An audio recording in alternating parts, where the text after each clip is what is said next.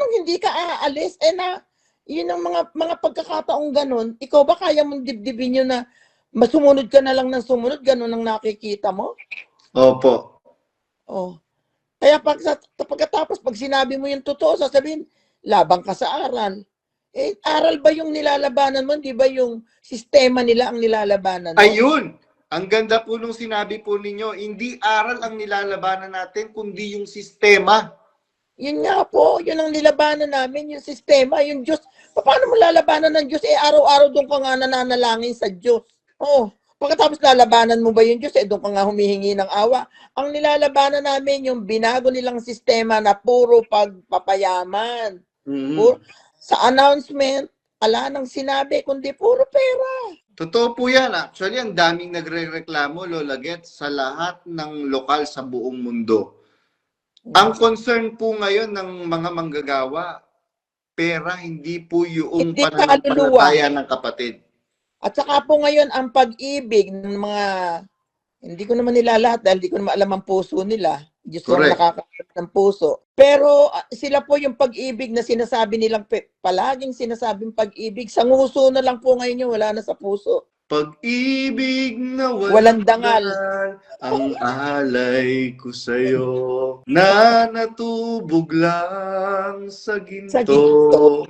Yung pag-ibig nila na laging binabanggit bukang bibig, pag-ibig na walang dangal. Kasi kung may dangal po yung kanilang pag-ibig, lilingapin po nila yung kapatiran na sinasabi ng Biblia, magsigawa kayo ng mabuti sa lahat at lalong-lalo na sa mga kasambahay sa pananampalataya. Kakatwa po, Lola Gets, na gumagawa sila ng mabuti sa mga kapulisan, sa mga government agencies. Yun, ako unang nag-react doon nung nalaman namin na gano'n, unang-una ako nag-react sa lokal namin.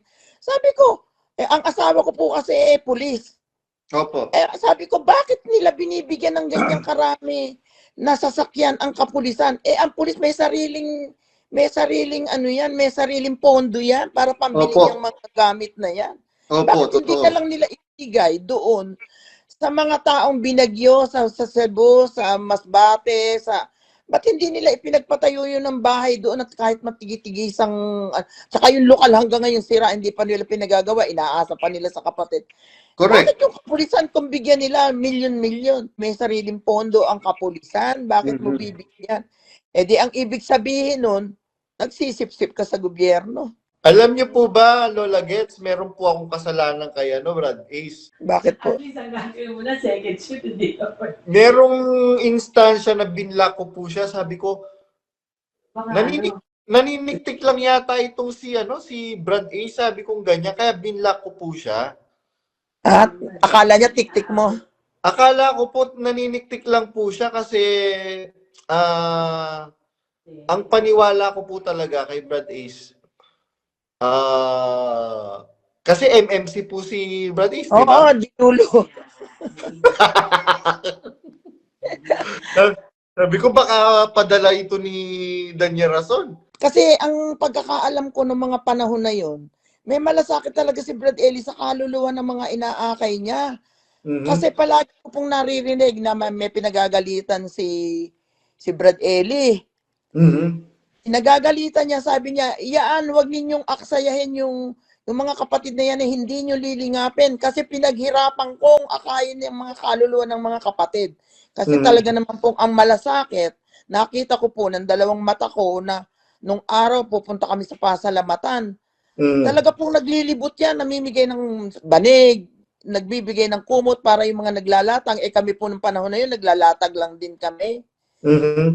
Kaya po ang ginawa ko, parang nung napunta na ako rito sa Amerika, ginawa ko po, bumili nga ako ng unit doon. Yung apo ko kasi, naaawa ako pag naglalatag kami sa lupa ng banig. Bumili ngayon ako doon ng unit para yung apo ko, tsaka sila Brad Roy, kilala mo na si Brad Roy, di ba? Opo, nakausap ko para na meron na silang, pero pagka SPBB, meron silang nauuwian doon. Meron silang natutulugan kaysa dati kasi umuupa kami sa Larlin. Napakamahal. Opo, mahal. Naghahati-hati kami. O yun nga po, nung nakabili na nga ako ron, di panatag na, nakikita ko yung ano ni Brad Eli, yung malasakit sa kapatid. Opo. Na ngayon, sa panahon ngayon, hindi ko na po nakikita. At pag sinasabi ko yun, sinasabi nila laban daw ako kay Brad Daniel. Oh. Talagang laban na ako ngayon dahil hindi ko na nga nakikita yung ginagawa nga ni Brad Eli. Opo. Masasabi ko pong opo nga, laban ako. Oh. Wala po siyang malasakit talaga. Alam niyo po mga kapatid, Lola Gets, meron kaming mga kasama sa royal family na nagkakaroon ng karamdaman yung kanilang mga magulang. Alam niyo po ang ginagawa? Pinapalapit kami sa DSWD. At Ginawa saka na po po sa niya yun. PCSO. Ginawa na po niya yun sa isang kapatid sa Apalit na kaibigan kong matanda dyan sa Apalit. Stop na po. Ginawa na po niya yun. Hindi man lang niya tinulungan. Oh. Ang ginawa, eto daw po, dinalaw raw siya ng mga ng mga... Sisters. Stop na. Stop na po. Baka po Alam ko na iintindihan niyo po ako. Oo nga. Ang naramdaman lang niya, hinimas lang siya sa buhok, walang binigay na tulong. Ay, nako. Yun nga po, kaya, paano hindi ka aalis? Yun ang mga pagkakataong ganun, ikaw ba kaya mong dibdibin yun na masumunod ka na lang ng sumunod, ganun ang nakikita mo? Opo. Oh. Kaya pagkatapos, pag sinabi mo yung totoo, sasabihin, labang ka sa aral. Aral ba yung nilalabanan mo? Di ba yung sistema nila ang nilalabanan mo? Ayun!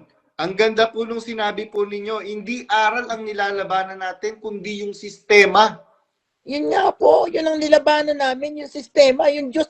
Paano mo lalabanan ng Diyos? Araw-araw doon ka nga nananalangin sa Diyos. Correct. Oh, pagkatapos lalabanan mo ba yung Diyos? Doon ka nga humihingi ng awa. Ang nilalabanan namin, yung binago nilang sistema na puro pagpapayaman.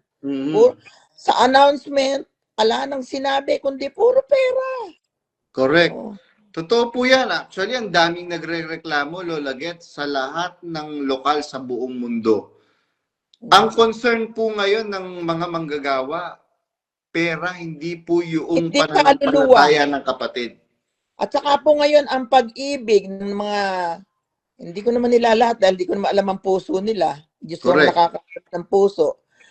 Pero sila po yung pag-ibig na sinasabi nilang, palaging sinasabing pag-ibig, sa nguso na lang po ngayon yung wala na sa puso.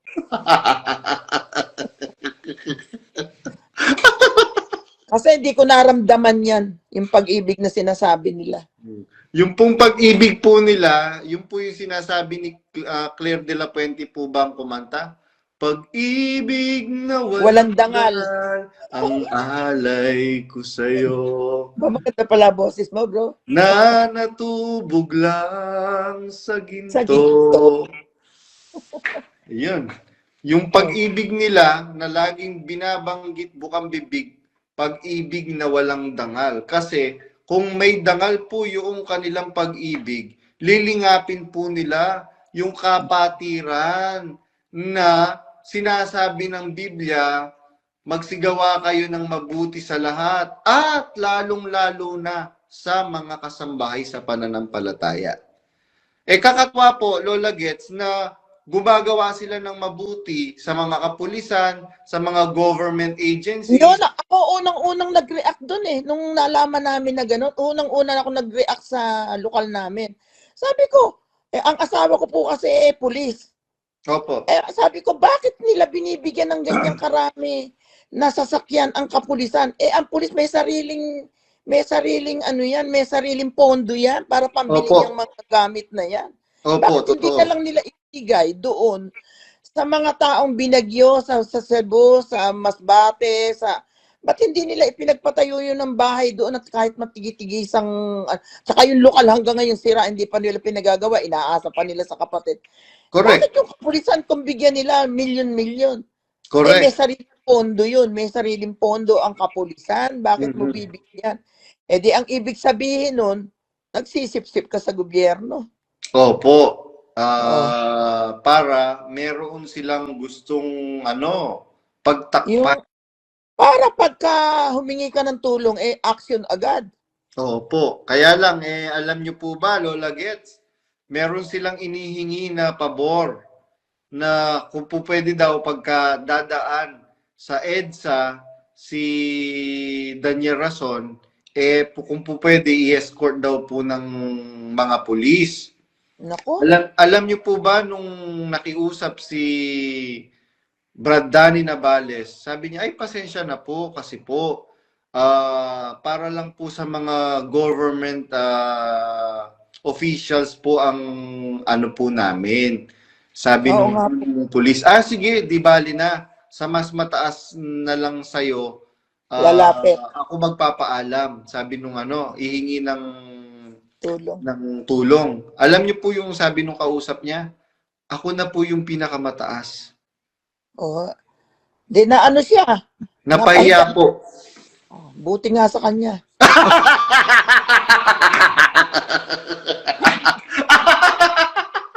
Buti nga sa kanya. Alam ko kung sino yung napahiya na yun.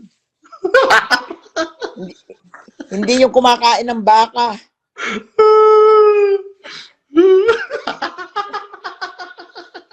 Ay, nako. Kanina pa po ako utot na Lola Gets. Eto, nagagalit nga yung, eto meron akong katabi rito yung anak kong panganay, hindi ito kaanib. Alam mo, nagagalit sa akin. Ngayon lang daw niya nalaman na namimigay daw pala ako kay Brother Eli. Siya man daw, hindi ko man lang nabigyan. Bakit daw si Nakakalungkot po, no? Bakit daw si Brother Eli binibigyan ko? Siya daw, hindi ko daw binibigyan. Ngayon po, bibigyan niyo na po siya ngayon kasi wala nang Bradley. O kaya nga, ngayon lang daw niya natuklasan na ganun pala binibigay ko. Pati raw pala binibigay niya sa akin, binibigay ko rin. Ganun po kasi yung pananampalataya ninyo, biruin nyo. Pati yung mga binibigay ng mga anak po ninyo na para sa inyo dapat. Actually, Lola Gets, meron pong kapatid sa norte. Binibigyan po siya nung anak niya ng pang-maintenance. Napansin po nung anak na laging nagkakasakit yung ng nanay niya. Yung nanay at tatay niya. Iniinom niyo po ba yung bumibili po ba kayo ng gamot? Nakakainom po ba kayo ng gamot? Di po ba binibigyan po namin kayo ng pambili? Tinitipid ang sarili, makapagbigay lang. Ayun. Alam niyo po, hindi lang po tinitipid. Hindi na po sila umiinom ng maintenance nila kasi ang sistema ng mga lokal po, pagka po meron po kayong backlog, isasama po yung backlog ng month na yon doon sa darating na month. So takot po silang magkaroon ng utang, kaya po yung pong pambili ng maintenance nila, tinutulong nila. Pag ngayong buwan na to, hindi ka nakabigay, may utang ka pa. Opo, ganun nga po. Magkakaroon ka ng utang. Pero mo, saan ka nakakita ng iglesia na wala ka namang kinain, wala ka namang ginamit na serbisyo, pero meron kang utang. Kasi mother, diba? Yun na nga, ikaw pa may utang, imbis na wala namang pilitan dyan. Sa reliyon, walang pilitan pagbibigay, kusang loob, pero bakit ganun? Opo. Utang. Biruin niyo po, hindi po ba meron pong kumalat na video sa social media na nanghihingi ng tulong si Sunny Catan para ipaayos daw po yung aircon ng chapel na 8 million? Ay, opo. Nakarating po sa amin yan. Yung anak ko kasing si Roy, ang laki ng ibinigay dyan. Biruin niyo po, isang sing-sing lang po isang sing-sing sobra-sobra pa. Meron pong sing-sing sila, yung mga royal family, worth 33 million. Isang sing-sing pa lang po yun, Palagay ko po, Brad Badong, kahit hindi sila magbenta ng sing-sing, yung perang nakaipon sa kanilang baol, sobra-sobra yun. Sobra-sobra po.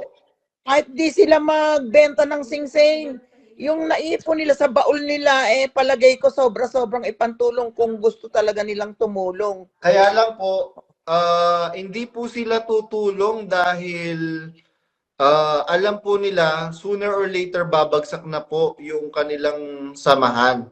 Kaya nag-aano na po sila ngayon, nag-a-acquire ng mga property. Di ba? Nako, sino pa, kuwan ko, pero sana matauhan ng mga kapatid na niloloko na lang sila. Ang dami pong mga batikang mamamahayag. Pero wala po silang bahay sa La Vista. Kakatwa, itong pipitsuging newscaster na si Daniel Rason, nagkaroon siya ng bahay sa La Vista. Alam niyo po ba kung sino po yung mga nakatira sa La Vista? Mga presidente. Kaya nga pa, napakamahal na subdivision yan. Hindi kayo... Opo. Yung entertainer Nako. ah. Brad Badong, kaya ako gusto ko ngang mag-ano rito, Wala. makausap ka. Naawa ako kasi merong isang kapatid na nagsabi sa akin na yun nga raw video ko daw naputol. Opo. Hindi na raw natuloy. Sabi niya, Opo. kailan ka ano? Ay naku, nasabi ko. Maawa ka naman sa kapatid. Sabi, bakit? Sabi ko, hinihintay yung sasabihin mo para maintindihan nila kung bakit ka daw talagang umalis. Sinabi mo raw sa kanila na hindi ka talaga aalis. Kaya kako ko talaga aalis, maski ngayong kako sinasabi ko naman na hindi talaga ako, wala akong kabalak-balak umalis. Diyan na ako siguro mamamatay sa, ilan na lang ang, magsi-79 na nga ako Opo. Ano pa ba anuhin ko diyan na talaga ako, hinihanda ko na yung sarili ko na diyan ako. Kaya lang sila kako yung nagtulak sa akin na lumabas ako. Kasi, yun, konti na lang ang panahon ko, pinalalayas niya pa ako sa poder ni Brad Ace. Ano pa ang gagawin ko? Kaya nga di po ba, Sister, sabi ko, Kuya Anthony, di po ba kasama si Anthony Malyari doon sa mga kumausap? Kaibigan ko po yun dati, kaibigan ko yun. Dati. Kami unang-una rito sa bahay niya. Sabi ko nga po sa kanya, Kuya Anthony, halimbawa, Di ba kababalik lang? sabihin sa magulang mo kay Mami Let na itakwil nyo na po yung anak nyong si Anthony dahil nag-exit na. Papayag ka ba, Kuya Anthony? Sa palagay mo ba papayag? Sino matinong magulang na papayag na itakwil yung anak? Kaya itatakwil ko, anak ko yun Pinamuhunanan ko ng buhay yun. Yung anak ko na yung bunso pa naman po si Brades. Bunso pa naman po pala. Naku, pagka bunso, mahaba ang uso. Kaya mahaba pasensya ko dyan. Kaya pag kami nagsumbong sa kanya at pinagalitan ako, hindi na lang ako kumikibo talaga. Dahil nga, ganon si Brad Ace magmahal ng kapatid kahit magulang niya, aawayin niya pag may sumbong.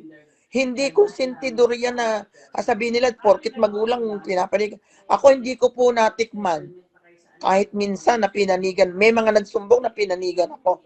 Hindi katulad ni Daniel na sinusumbong na sinasabi na ng kapatid, pag ayusin kayo, walang reaction. Panig pa rin sa nanay niya. Ako, hindi ako nakatikim ng ganon na pinanigan ako sa pagsusumbong. Baka nga ginawa mo, baka nga ganyan ang sinabi mo, baka nga ganon ang ginawa. Puro yung parang hindi siya naniniwala na kung ano man yung katwiran ko. Ang pinipilit pa rin niyang panigan yung kapatid. Kaya yun yung pagpapakita po ng Lola Gets, pagpapakita po ng katwiran at ustisya. Kasi alam ko mahal na mahal niya ang mga kapatiran, kaya alam kong hindi yan lalabas. Kaya nagulat na lang ako nung umuwi ako sa kanilang bahay dahil ako yung nagbakasyon nun dito sa isang anak ko. Sinabi ng mami, exit na ako. Ha? Saan tayo pupunta? Isinama ko pa. Pa tayo pupunta? Saan tayo pupunta? Di sa Diyos. Sinabi. Pero ikaw, wag kang umalis. Sabi niya, alam kong masasaktan ka pag inilayo kita sa mga kapatid. Alam niyo po ba, Lola Gets, meron po akong kasalanan kay Brad Ace. Bakit po? At least ang gagawin mo na second shift, hindi ka pa. Merong instansya na binlock ko po siya. Sabi ko, Naniniktik lang yata itong si Brad A, sabi kong ganyan, kaya binlock ko po siya. At akala niya tik-tik mo. Akala ko po naniniktik lang po siya kasi ang paniwala ko po talaga kay Brad Ace, kasi MMC po si Brad Ace, di Oo, ba? dinulo. Sabi ko baka padala ito ni Daniel Rason. Pero sa totoo lang po, isa siya sa mga nag-uutos sa amin nung unang-unang labas mo.